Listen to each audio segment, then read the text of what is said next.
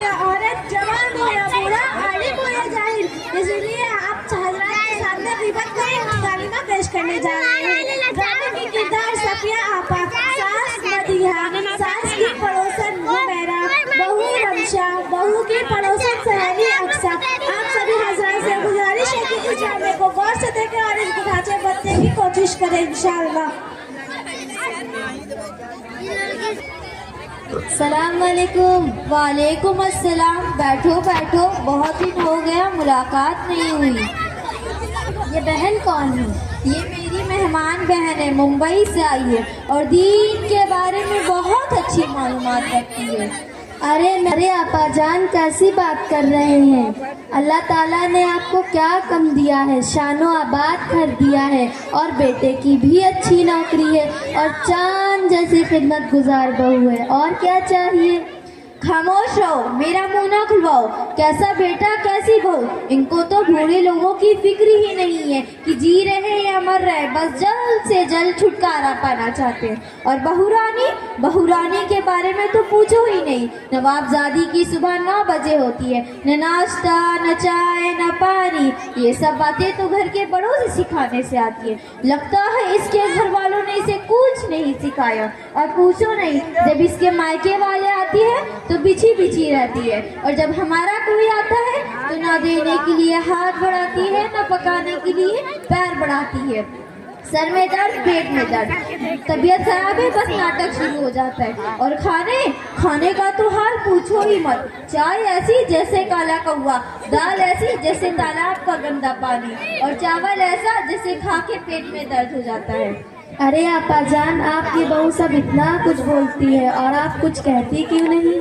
देख बहन, अब मैं बोलते बोलते तंग आ चुकी हूँ। अब कुछ बोलना भी मुश्किल है और अगर कुछ बोलूँ तो मेरे बेटे के पेट में दर्द होने लगता है, इसलिए खून के घूंट पीकर खामोश हो। अरे हुमैरा, मैं तुमको तो चाय पिलाना भूल ही गई। चलो हम बाहरी रूम में बैठकर चाय पीते हैं। ठीक है। ये थी सास और सास की पड़ोसन सहेली, दिल खोल कर अपनी बहुओं की ग़ीबत कर रही है।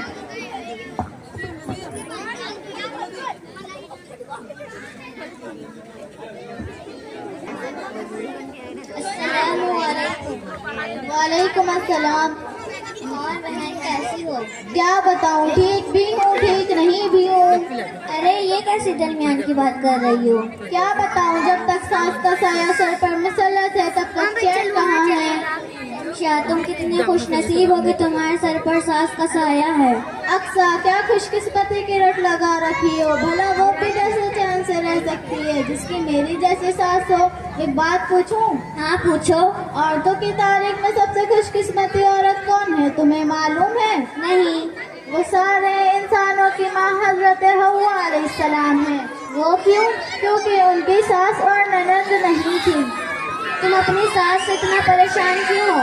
वो सास नहीं, परेशानियों का घर है। जब देखो नौक चढ़ाए मुसल्लत रहती है। मैं खाना खाऊं तो परेशानी, मैं उठूं तो परेशानी, मैं बैठूं तो परेशानी, मैं सोऊं तो परेशानी, मैं कुछ बोलूं तो गुस्सा, मैं कुछ ना बोलूं तो मकरूर। हिम्मत आ गई कि उनके बोल भूल कर भी ना सुनूं। अब तुम ही बताओ, मैं इसका और क्या नाम दे सकती हूँ? मेरा चलता हुआ हाल तुम छोड़ो, अपनी बताओ। क्या बताऊं बहन, मेरी तलाकशुदा ननद है। दिन और रात मेरा सर पका रखा है। उसकी भी खिदमत करूं और उसके बच्चों की भी। डबल खाना बनाना पड़ता है। अभी मैं खाना बना रही होती हूँ कि मैं किस ननद और उसके बच्चे सारा बना बनाया खाना साफ कर चुके होते हैं। अभी मुझे खाना हो तो फिर बनाना पड़ता है, वरना बचा कुछ ही मेरे हिस्से में आता है। ये कौन है? ये सफिया आंटी हैं। 2-3 दिन के लिए यहाँ रुकी हैं। दीन के बारे में अच्छी मालूमात रखती हैं और पढ़ी लिखी बहन है।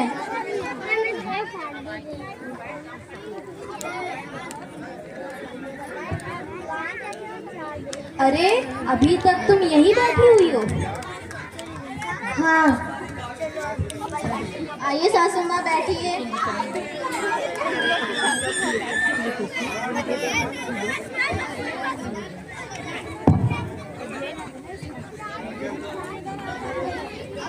माफ करना, मैंने आपके ऊपर ध्यान नहीं दिया।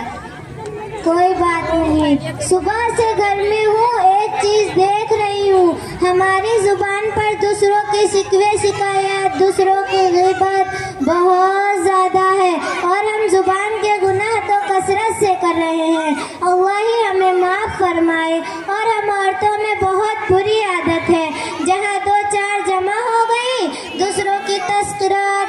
की चुगली हमारी तबीयत का हिस्सा बन गई है।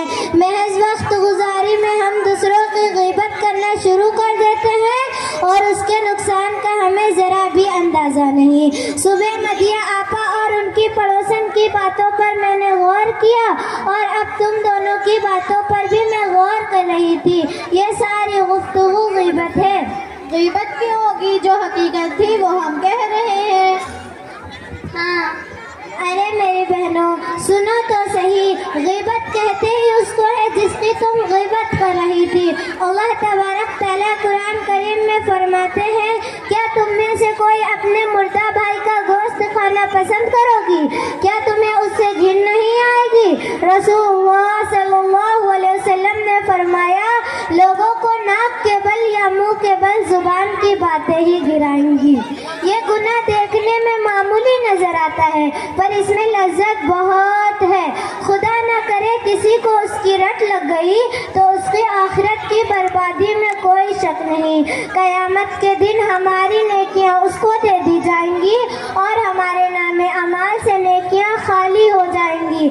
फिर भी अगर उसका हक बाकी रहा तो उसके गुनाह हम पर लाद दिए जाएंगे।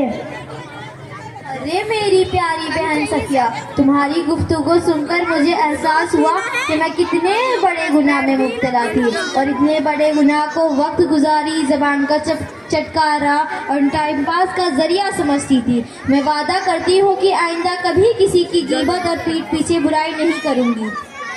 सफिया आंटी, अल्लाह आपको जज़ा खैर दे। आपने तो आंखों पर लगी पट्टी ही खोल दी। हमें तो पता ही नहीं था कि ये भी एक गुनाह है। मैं वादा करती हूँ आगे से मैं किसी की पीठ पीछे बुराई नहीं करूँगी।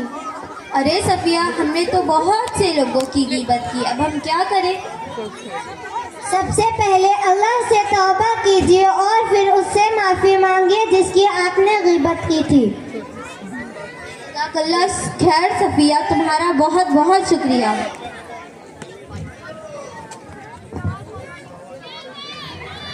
सासू माँ, मुझे माफ़ कर दीजिए, मैंने आपकी पीठ पीछे बहुत बुराई की है। हाँ बेटा, तुम भी मुझे माफ़ कर दो, मैंने भी तुम्हारी पीठ पीछे बहुत बुराई की है। मुझे माफ़ कर दिया, मैंने भी आपकी पीठ पीछे बहुत बुराइयाँ की हैं। हाँ बेटा, मुझे भी माफ़ कर दो, मैंने तुम्हारे पीठ पीछे बहुत बुराइयाँ की हैं।